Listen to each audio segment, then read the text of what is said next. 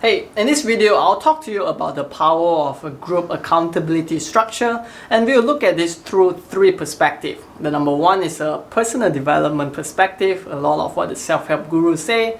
Number two, we'll look at it from the science evolutionary perspective. Number three, we'll look at it from another science point of view, which is the cognitive behavior perspective. Now, firstly is, if you don't know what a group accountability structure is, it's just imagine like when you exercise, you go to the gym, you get a training partner, and each of you're gonna encourage each other to go to train.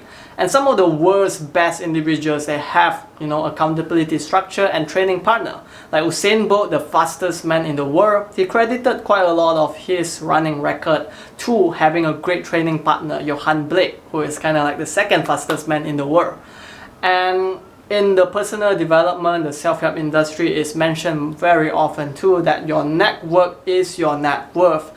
Like one of the speakers, Lisa Nicole, she used to be, from a community where people are poor. But instead, what she decided to do was she is going to shift and make a change. And so she make an active decision to actively participate into community, into people, events where there's a lot more wealthier, successful businessmen attempting to speak their language and also to join in with them.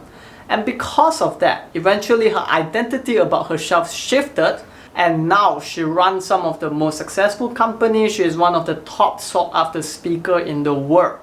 Now, another perspective to really look at it about how this would change our identity is just an evolutionary point of view.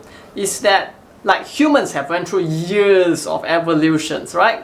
But once some of those cognitive behavior are gonna stay, like we would want to feel fit in and we would fear rejection. And that's very simple because if you are in a tribe and the tribe reject you, most of the time living alone by your own in those days where there's no infrastructure, where tigers lurk around to just eat you, being rejected by a tribe typically just means death.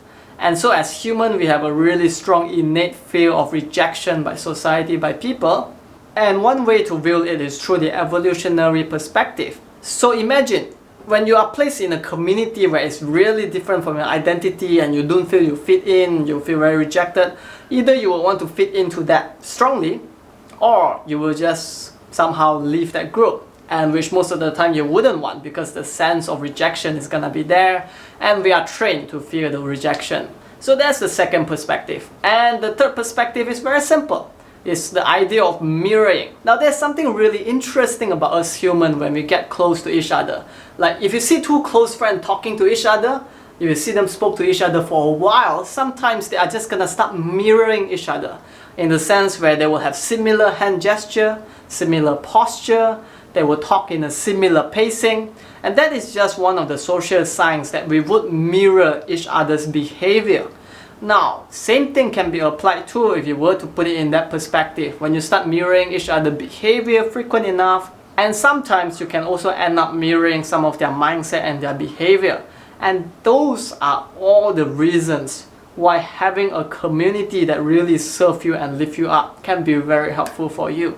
So if you are curious and interested about a community that can support you, an accountability structure that will push you to build powerful habits in life, well, you can check out our video in the link description where I talk to you about Improvement Experience, which is a part-time hobby project that I start to talk about how you can actually build really powerful habits by just having a simple group accountability structure. That's it for this video. I'll see you.